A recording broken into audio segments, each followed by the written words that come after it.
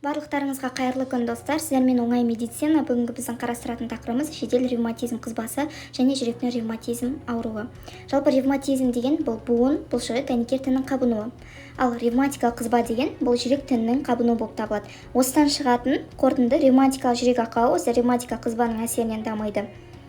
Және де осы ревматикалық қызба стрептококкты фарингиттен кейін дамиды. Стрептококк деген бұл стрептококкус пиогенез, бұл ірің, яғни іріңдеуші болып табылады.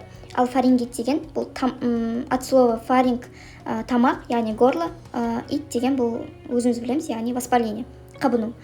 Енді бұл патологияға бактерияның, яғни стрептококктың қандай қатысы бар? Бұл қалай зақымдайды, қандай органды зақымдайды, не үшін зақымдайды? Осы сұрақтарға жауап беретін боламыз. Жалпы осы суретке назар аударатын болсаңыздар, стрептококк, жалпы А-бета гемолиздік стрептококк, яғни бұл осы топқа жатады, А-бета гемолиздік тобына жатады. Және де осы стрептококктың құрамында антиген бар. Антиген бұл жаңағы топтарды бөлу үшін, яғни А тобына бөлу үшін антиген қосылады. Антиген синтезделіп барады да стрептолизинді бөліп шығарады. Стрептолизин барады да осы эритроциттерді бұзып жібереді. Яғни адам организмде болатын эритроциттерді бұзып жібереді. Эритроциттерді бұзғанда полный, яғни толық бұзылатын түрі бұл бета жаңағы эритроцит болып табылады. Ал жаңағы альфа гемолиз, яғни альфа эритроцит онда қатты көп бұзылмайды. Яғни бета гемолиз, бета эритроцитке қарағанда полный бұзылмайды. Ал бета эритроцит бұл өте қатты, ешқандай пайдаға жарамайтындай қылып бұзылады. Және де стрептококктың жалпы формасын білеміз. Осындай домалақ шар тәріздес болып келеді, яғни цеп тәріздес. Енді келесі бізде осы стрептококк бактериясының құрамында протеин болады, яғни белок, ақуыз деген сияқты. Бұл жоғары вирулентті болып табылады. Және де осы белокқа қарсы организм иммунды жүйе жауап беріп отырады. Не үшін олай жауап береді деп ойлайтын болсаңыздар, себебі бұл стрептококктың құрамында белок организмге бөтен болғандықтан иммундық жүйе бұған жауап беру керек. Сосын иммундық жүйе барады да осы белокқа, яғни ақуызға барады да антидене жібереді. Антидене бұл осы белокты жою үшін барады. То есть осы иммундық жүйе жіберді ғой енді антиденені. Сол кезде барғанда оның қиылысында адам органына қажетті, яғни тіндер болады. Осы мысалға кардиомиоциттер, буын, тері, ми тіндерін осы антидене былайша айтқанда байқамай зақымдап жібереді. Яғни қиылысына кетіп бара жатқанда перекрестік дейміз ғой, сонда қиылысында зақымдап жібереді.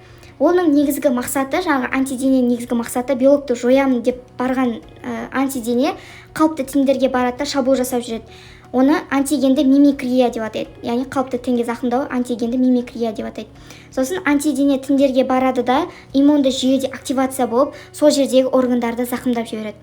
Енді келесі осы тақырыпқа көшсек, жедел ревматизм қызбасы деген бұрыннан бейімділігі бар адамдарда, балалар мен жасөспірімдерде А тобының бета гемолиздік стрептококкі тудырған танзилиттің немесе фарингиттің дәнекер тінінің жайылмалы қабыну түрінде инфекциядан кейінгі асқынуы болып табылады. Жүрек ревматизм ауруы деген бұл жедел ревматизм қызбасымен ауырған адамдар жүрек қақпақтарының жармасының шетінің фиброзы немесе жүрек ақауларының қалыптасуымен сипатталатын ауру. Жалпы жедел ревматизм қызбамен кімдер ауырады? Бұлар жас өспірімдер, яғни 8-15 жастағы жас өспірімдер ауырады. Бұның негізі Гален деген ғалым зерттеген. Бұның негізгі синдромы полиартрит, кіші хорея, жаңағы кардит деген сияқты синдромдармен жүреді. Олардың барлығын толығырақ айтатын боламыз. Және де жаңа айтып кеткенде жүрекке, буынға, теріге және де миға да әсер етуі мүмкін. Бұл патология жалпы осы жүректің 3 қабаты болады ғой, перикард, эндокард, миокард. Осының миокард пен жүрек бұлшықетін, сосын эндокардты ішкі қабатын зақымдайды осы патология. Және де осының әсерінен жүрек ақауы, жүрек жеткіліксіздік дамуы мүмкін. Сосын осы ревматикалық қызба қалай дамиды? Бұл жаңа айтып кеткенде стрептококк бактериясы барады да осы ревматикалық қызбадан кейінгі дамитыны ғой. Сосын бұл жерде егерде инфекцияға қарсы иммундық жүйе қалыптаспайтын болса, организмнің бірнеше тіндері зақымдалады. Енді буын зақымдалады, ми тіні, жүрек деген сияқты адамға қажет ең маңызды органдар зақымдалады. Енді патогенезі. Патогенезіне тоқталатын болсақ, стрептококк токсиндері қанға өтеді. уже сразу қанға кетіп қалады да. Онда олар буындар мен жүректің дәнекер тінін зақымдайтын жаңа стрептолизиннің пайда болуымен реакция тізбегін құрады. Айттық қой бана, стрептолизин бұл стрептококтан бөлінеді. Яғни стрептолизинді бізге кім бөледі? Жаңағы стрептококтың құрамындағы антиген бөледі. Стрептокок токсиндеріне жауап ретінде пациенттердің қанында стрептокок антигендерін жүрек тінінің синовиалды мембраналардың және ми жасушаларының молекулаларымен шатастыратын жаңағы айқаспалы антиденелер пайда болады. Айқас әрекеттесу нәтижесінде түзілетін айналымдағы иммундық кешендер микротамырларда жинақтала бастайды. Иммундық жүйені белсендендіру осы автосенсибилизация, жүрек тіндерде антиденелердің түзілуі, жүрек тіндерінің иммундық қабынуы және оның құрылымындағы өзгерістер түрінде көрінеді. Бұл жүрек жеткіліксіздігінің дамуына алып келуі мүмкін. Міне суретке назар аударатын болсаңыздар, стрептококтың пішіні бұл қанның құрамында жүрген стрептококтар. Келесі біз патоморфологиясына тоқталамыз. Бұл мукоидты ісіну, фибриноидтық некроз сатысы, гранулематоз сатысы және тыртықтану, яғни соңғы сатысы ақыры склероз. Жалпы мукоидты ісіну сатысында қабыну ошағында коллаген талшықтарының проколлагендік қабығы бұзылады. Бұл енді қайтымды процесс, яғни тыртықсыз жойылады, тыртық ешқандай қалыптаспайды. Екінші сатысында фибриноидтық некроз сатысында осы бұзылыстар күшейе бастайды да, коллаген талшықтары, жаңа айтып кеткен коллаген талшықтары некрозға ұшырайды. Бұл енді некрозға ұшырағасын қайтымсыз процеске айналады. Үшінші сатысы гранулематоз сатысы, Ашов-Талалаев гранулемалар түзіледі осы кезде. Гранулеманың орталық және шеттік зонасын осы Ашов-Талалаев бөліп тұрады. Соңғы сатысы склероз, яғни склероздану. Жалпы қазіргі кезде жүрек тамыр жүйесі зақымдануының клиникалық нұсқаларын, негізгі және қосымша клиникалық белгілерді, аурудың ақыры мен жүрек тамыр жүйесінің функционалдық күйін көрсететін классификация қабылданған болатын. Бұл Ресейдің 2003 жылы ревматологтар бірлестігі қабылдады. Бұның клиникалық нұсқалары жаңағы жедел ревматиттік қызба және де қайталама ревматизмдік қызба. Клиникалық белгілері негізгі және қосымша белгілер деп қарастырған. Негізгі белгілерге бұл кардит, артрит, хорея, ал қосымша белгілерге қызба, артралгия, абдоминальдық синдром, серозиттер. Және де қайталама ревматизмдік қызбада жаңағы сақина тәрізді эритема мен ревматизмдік түйіндер қарастырылады. Ал ақыры бұл жаңағы жедел ревматизмдік қызбада осы кардит пен лихорадка болатын болса, онда бұл сауығу болады. Ал қалғандарында жүректің созылма ревматизмдік ауруы болуы мүмкін, және де жүрек ақауы да болмауы мүмкін, немесе жүрек ақауы болуы мүмкін. Енді бұл деген аурудың сатысына және де оның классификациясына, асқынуына қарай болады. Жалпы осы көбінесе ревматизмдік кардит, ревматикалық полиартрит және де кіші хорея, сақина тәрізді, сосын ревматизмдік түйін осы ең басты клиникалық көрінісін қарастырады. Бұл жаңағы ревматизмдік кардит бұл жүректің барлық қабаттары зақымдалған жағдайда орын алады. Ал ревматикалық полиартрит бұл қатерсіз болады да, және де көшпелі болып келеді. Яғни көшпелі дегенде бір буыннан екінші буынға дейін бара алады, және де симметриялы буындарға осы қабыну процесін жүргізе алады. Бір буынның қабынуы осы бір аптадан аспайды, уже екінші аптада басқа буынға кете береді. Сосын балалардың кіші хореямен сипатталатын 6-30%-ында кездеседі. Осы суретке назар аударатын болсаңыздар, бұл жалпы жастарына 6-15 жастағы қыз балаларда кездесуі мүмкін. Оның негізгі белгілері жаңағы мидың қыртысасты құрылымдарының зақымдануы болады. Бұл жүректің гипотониясы болады. Статика мен координацияның бұзылуы болады. Сосын жаңағы психоэмоционалдық бұзылыстар болуы мүмкін. Және де сақина тәрізді, яғни сақиналы. Бұл жаңағы 4-17% жағдайда кездеседі. Суретке назар аударатын болсаңыздар, сақина тәрізді жан-жағында орналасқан. Бұл алқызыл түсті, яғни розовый түсті. Сақина сияқты, бірақ қышымайды, яғни қышыну белгісі онда ештеңе жоқ.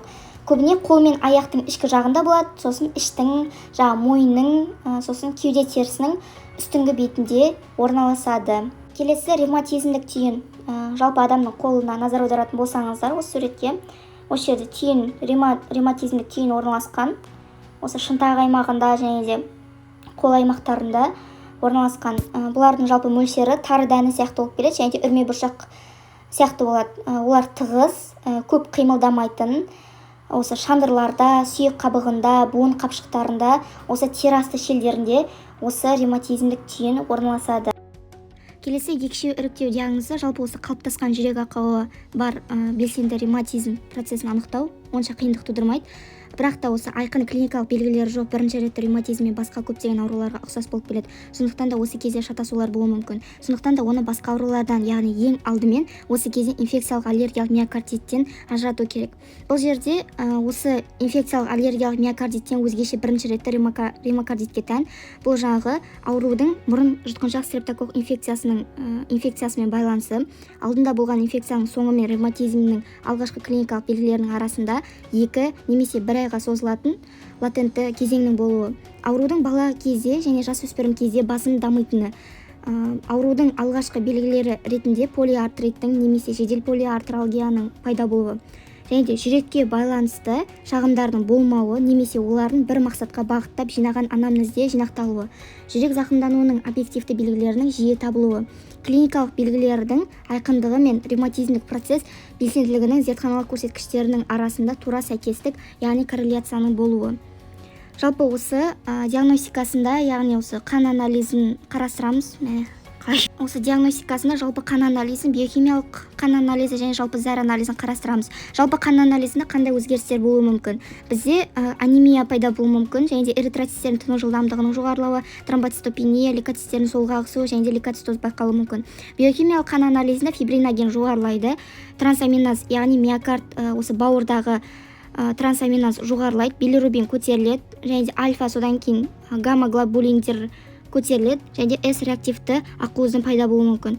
Сосын жалпы зәр анализінде осы протеинурия және гематурия аздаған, яғни кішкентай мөлшерде болуы мүмкін. Келесі аспаптық зерттеу фонокардиографиялық тексергенде осы аускультациядағы мәліметтер дәлелденеді.